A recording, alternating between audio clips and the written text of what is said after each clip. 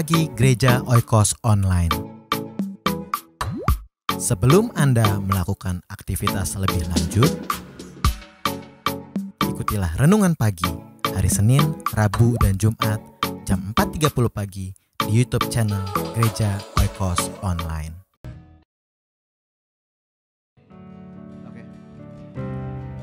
Oke, shalom, selamat pagi GB Holy Fire. Puji Tuhan, ini adalah hari yang penuh dengan sukacita. Mari kita merayakan kebesaran Tuhan di dalam hidup kita, amin. Mari kita satu dalam doa. Tuhan, kami bersyukur buat apa yang Kau kerjakan di dalam kami Tuhan, dan kami siap untuk meninggikan Engkau, kami siap untuk mengagungkan Engkau. Biar kiranya hadirat Tuhan turun di tempat kami, di mana kami mengangkat tangan kami, mengangkat suara kami. Biar Engkau ditinggikan di dalam nama Tuhan Yesus Kristus. Semua yang percaya katakan amin. Let's go. 1, 2, 3.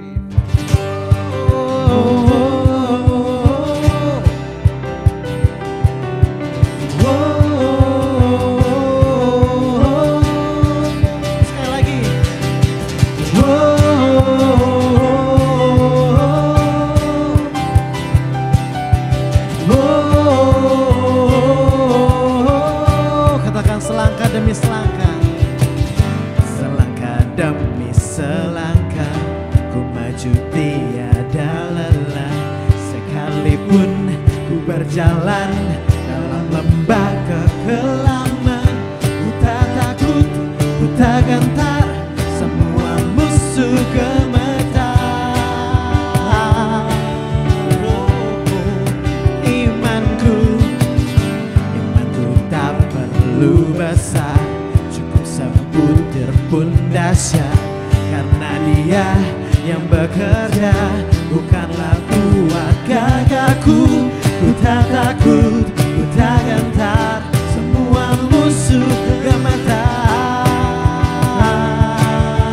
Semua musuh. Yesus Tuhan, Engkau selalu bekerja di dalam hidupku dan telah menjadi kuatku. Sekarang aku selalu kan meninggikanmu. Kesetiaanmu besar di dalam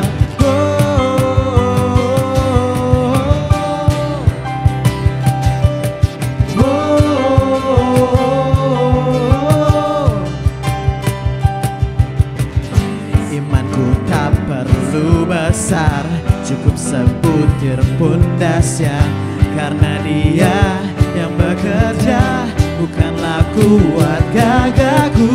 Ku tak takut, ku tak gentar, semua musuh gemetar. Semua musuh gemetar.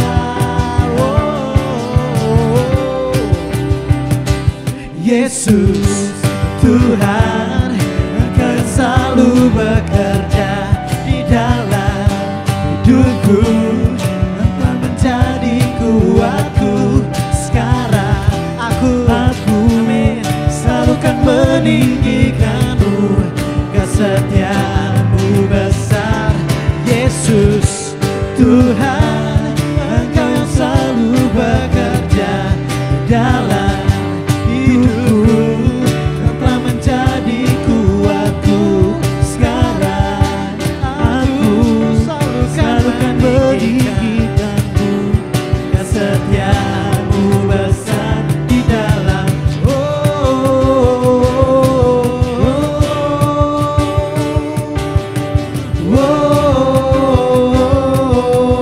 bila Kau di sisiku, bila Kau di sisiku, ada siapa ku takut, karena Kaulah perisai dan kuatku. Bila Kau di sisiku, ada siapa ku takut, karena Kaulah perisai dan kuatku. Bila Kau di sisiku,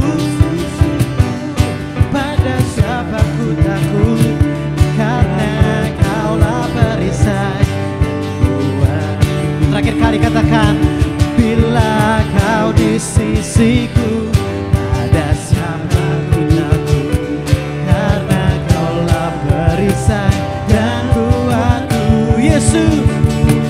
Yesus Tuhan, Engkau yang selalu bekerja dalam hidupku dan telah menjadi kuatku. Sekarang aku selalu meninggikanmu, kesetiaanmu besar. Yesus Tuhan, Engkau yang selalu bekerja dalam hidupku dan telah menjadi kuatku. Sekarang aku selalu kan meninggikanmu, kesetiaanmu besar di dalam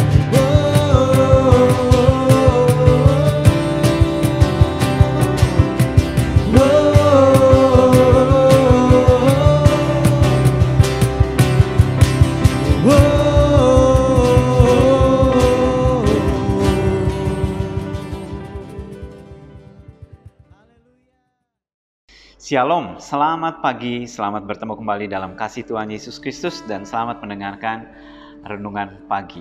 Mari kita bersatu dalam doa. Tuhan Yesus berbicara kepada kami di hari ini dan biarlah pada saat kami merenungkan firman Tuhan, sebelum kami melakukan aktivitas hari ini, Tuhan berkati keberadaan anak-anak-Mu Tuhan. Berkati pembacaan firman-Mu dan juga pengupasannya. Ajar kami Tuhan untuk kami peka terhadap suara Roh Kudus di dalam hidup kami. Di dalam nama Tuhan Yesus. Amin. Saudara-saudara, kita masih membahas kitab Wahyu dan kita akan membuka di dalam Wahyu pasal 1 ayat 5. Wahyu 1 ayat 5. Dan dari Yesus Kristus, saksi yang setia, yang pertama bangkit dari antara orang mati dan yang berkuasa atas raja-raja bumi ini. Nah, saudara, pada 7 sidang jemaat ini yang ada di Asia Kecil, mereka mendapatkan surat dari Yohanes. Dan juga tidak hanya dari Yohanes, tetapi dikatakan inspirasi ini atau pengetahuan ini didapatkan juga dari Allah dan juga dari Roh Kudus dan juga dari Tuhan Yesus Kristus. Dan di sini dijelaskan dari Yesus Kristus, saksi yang setia. Namanya Yesus adalah setia. Allah beserta dengan kita. Selamanya Dia selalu beserta dengan kita. Bahkan Dia berkata, aku akan menyertai kamu sampai kesudahan alam. Yesus adalah pribadi yang sangat setia. Yang pertama bangkit dari antara orang mati. Ini yang kita akan bahas pada hari ini. Dikatakan Yesus yang pertama bangkit dari antara orang mati. Kalau saudara membaca dari kitab Kejadian sampai kitab Wahyu saat ini, saudara menemukan begitu banyak orang-orang yang dibangkitkan, baik di Perjanjian Baru maupun juga di Perjanjian Lama. Katakanlah dalam Perjanjian Lama ada Nabi Elia yang membangkitkan satu orang, dan juga Nabi Elisa juga pernah membangkitkan, Elia dan Elisa. Di dalam Perjanjian Baru, Yesus sendiri membangkitkan lebih dari 3 orang. Ada Lazarus, ada anak muda Dinain, dan juga anak Yairus. Dan mungkin ada hal-hal lain lagi yang tidak sempat tertulis di dalam kitab suci. Nah, kenapa di sini dikatakan Yesus adalah yang pertama bangkit dari antara orang-orang mati? Kenapa dia disebut yang pertama? Atau dengan kata lain, buah sulung. Bukankah sebelum Yesus itu sudah pernah ada yang dibangkitkan? Baik di Perjanjian Lama maupun juga pada waktu pelayanan Yesus. Nah, di sini kalau Yesus dikatakan dia yang pertama atau buah sulung, kita akan lihat bahwa kebangkitan Kristus itu tidak sama dengan kebangkitan orang-orang sebelumnya. Kalau saudara lihat pelayanan yang dilakukan oleh nabi-nabi di Perjanjian Lama maupun dengan Tuhan Yesus itu berbeda jauh. Elia dan Elisa pada saat membangkitkan orang mati, Elia dan Elisa berdoa kepada Allah. Dia adalah sebagai pengantara. Dia adalah nabi. Dia memohon kepada Tuhan. Tuhan bangkitkan orang itu. Tuhan kirimkan roh daripada anak ini sehingga mereka bisa bangkit kembali. Elia dan Elisa. Tetapi waktu Yesus membangkitkan anak muda Dinain, Waktu Yesus membangkitkan Lazarus, waktu Yesus membangkitkan anak Jairus, apakah Yesus berdoa kepada Allah memohon? Tidak. Dia hanya berkata, Lazarus come out, Lazarus keluar. Karena Yesus bukan pengantara, karena dia adalah Allah sumber kehidupan. Dan terus pada waktu dia melihat anak muda di Nain yang sedang dibawa ke tempat pemakaman, Yesus hanya berkata, hai anak muda bangkitlah. Anak muda itu langsung bangkit, rohnya kembali dari alam barzah sana dan terus kemudian bangkit. Pada waktu Yesus ke rumah Yairus, anak Yairus, Yesus bangkitkan. Yesus bukan pengantara seperti Nabi Elia atau Elisa, tetapi dia pemilik kehidupan dan dia membangkitkannya. Nah, terus kemudian kebangkitan dari orang-orang yang pernah dibangkitkan, baik Lazarus, anak Yairus, atau anak muda di Nain, dengan Yesus yang bangkit setelah hari ketiga, bedanya apa? Bedanya adalah orang-orang yang dibangkitkan, itu suatu saat sampai mencapai usia tertentu, mereka akan mati lagi. Tetapi Yesus setelah dia dibangkitkan, dia mengenakan tubuh kemuliaan dan dia tidak mati lagi. Dia hidup selama-lamanya. Itu disebabkan bahwa Yesus adalah yang pertama dari orang yang dibangkitkan. Dengan kata lain, yang pertama mengenakan tubuh kemuliaan sebagai buah sulung. Bahwa suatu saat orang-orang yang percaya kepada Kristus, termasuk di dalamnya adalah saudara dan saya, kita akan mengenakan tubuh kemuliaan. Kalau kita mati, nah maka suatu saat kita akan bangkit dan menerima tubuh kemuliaan. Kalau kita masih hidup, Yesus Kristus datang yang kedua kali, maka tubuh kita yang biasa ini akan diubahkan menjadi tubuh kemuliaan. Yesus adalah yang pertama, dikatakan yang pertama bangkit dari antara orang mati, yang menerima tubuh yang tidak binasa, bukan tubuh seperti manusia biasa. Saudara, kita ini hidup memakai tubuh biasa, tubuh jasmani. Tubuh jasmani sampai mencapai usia tertentu.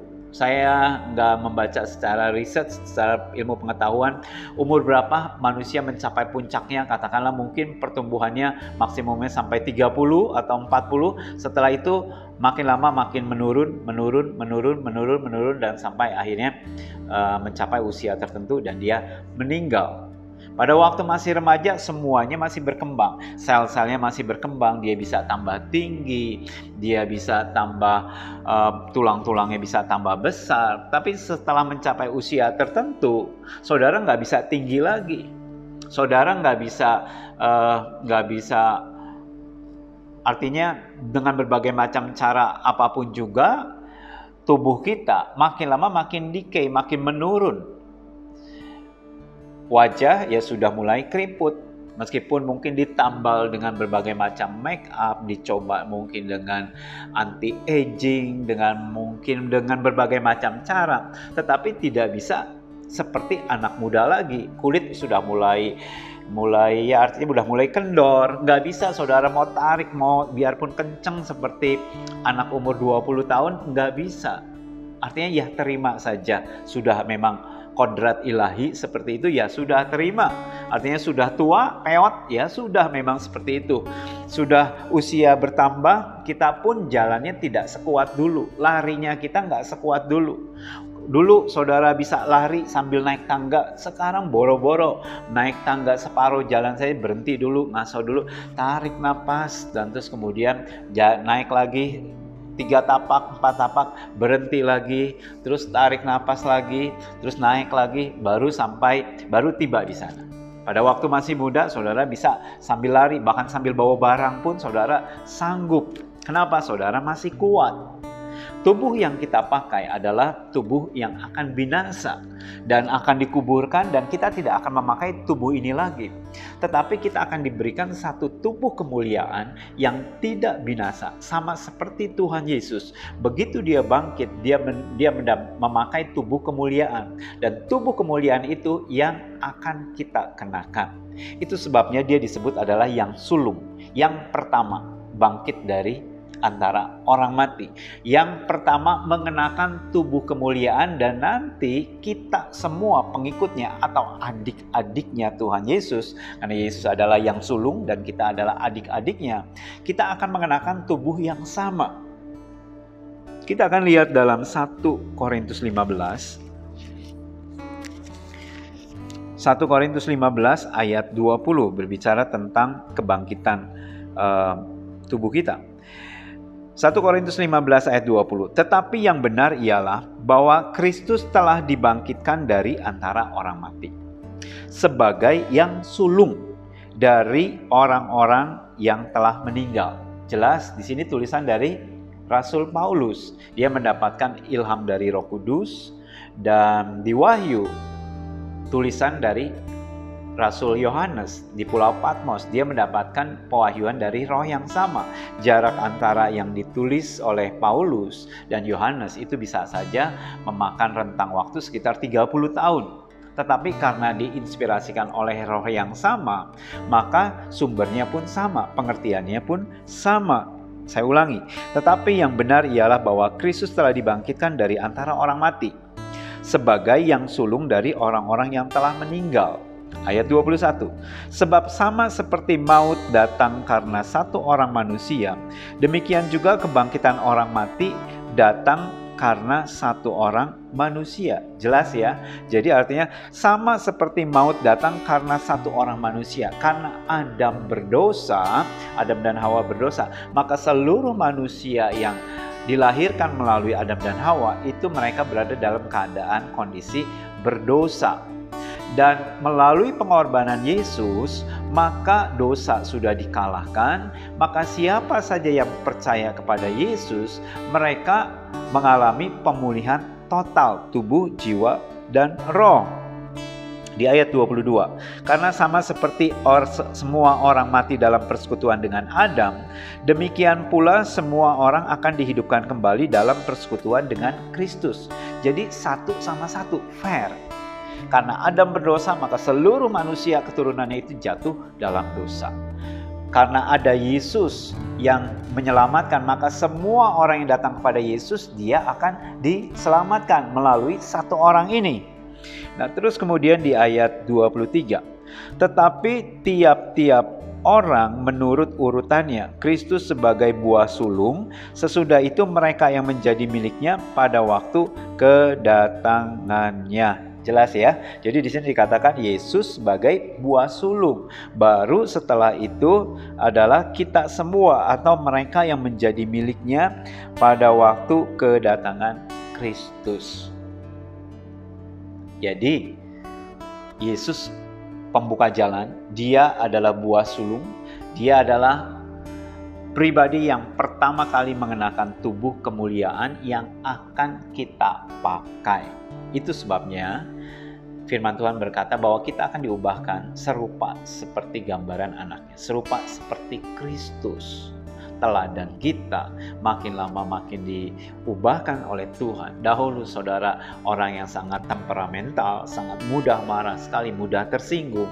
Setelah berjalan bersama-sama Kristus, saudara diubahkan menjadi orang yang mengasihi, menjadi panjang sabar, saudara bisa tahan menderita, menjadi orang yang ringan, tidak pernah saudara nyimpan kepahitan, orang yang mudah berdamai. Saudara diubahkan menjadi serupa seperti Kristus. Dan nanti kalau kita sempat mati, dengan kata lain sebelum Yesus Kristus datang kedua kali dan kita sudah mati duluan, maka kita akan menunggu kedatangan Tuhan yang kedua kali. Dan saudara, ya orang-orang yang mati di dalam Kristus, mereka akan menerima tubuh kemuliaan pada waktu Yesus datang kembali. Kita yang masih hidup, kalau Yesus datang kedua kali, maka kita diubahkan dalam sekejap untuk menerima tubuh kemuliaan. Dan dengan tubuh kemuliaan itu, kita masuk dalam kerajaan surga yang sesungguhnya. Amin. Karena itu kita mengucap syukur kepada Yesus. Dia adalah saksi yang setia. Dia adalah yang pertama kali bangkit dari kematian. Sehingga kita semua yang percaya kepada Kristus, kita tidak akan mengalami kematian yang kedua. Ya, Kematian yang pertama artinya ya pada waktu saudara berdosa, ya saudara sudah mati. Pada waktu Yesus Kristus, saudara terima Yesus sebagai Tuhan dan Juru Selamat pribadi saudara, saudara dibangkitkan di dalam Kristus. Kematian jasmani itu hanyalah tidur, seperti yang Tuhan Yesus katakan pada waktu berbicara tentang Lazarus. Karena itu kita mengucap syukur kepada Tuhan. Kita berterima kasih Yesus Kristus mati di atas kayu salib untuk mengalahkan maut. Sehingga barang siapa yang percaya kepada Dia, dia berpindah dari kerajaan maut masuk dalam kerajaan terang. Saudara dan saya, kita sudah pindah dari kerajaan maut, dari neraka, masuk dalam kerajaan surga, kerajaan terang yang ajaib. Untuk itu kita mengucap syukur. Saudara dan saya adalah anak-anak kerajaan Allah. Mari kita satu dalam doa. Tuhan Yesus, terima kasih buat kebaikan Tuhan, rahmat Tuhan. Terima kasih buat karya penebusan-Mu sehingga menjadikan kami adalah anak-anak Allah. Terima kasih Tuhan, Engkau menjadi model dalam hidup kami untuk kami menjadi serupa dengan gambaran-Mu Tuhan dalam hidup kami. Ajari kami Tuhan hari demi hari untuk kami semakin berubah menjadi serupa dengan gambaran-Mu. Di dalam nama Tuhan Yesus, berkati aktivitas anak-anak-Mu sepanjang hari ini Tuhan. Kalau ada yang sakit, Tuhan jamah dan Tuhan sembuhkan. Kalau ada yang berbeban berat, kiranya Tuhan lepaskan setiap beban pergumulan mereka dalam hidup mereka. Dan berikan sukacita Tuhan sepanjang hari ini dan hari-hari selanjutnya. Dalam nama Tuhan Yesus. Amin. Tuhan Yesus memberkati saudara sekalian, sampai berjumpa kembali.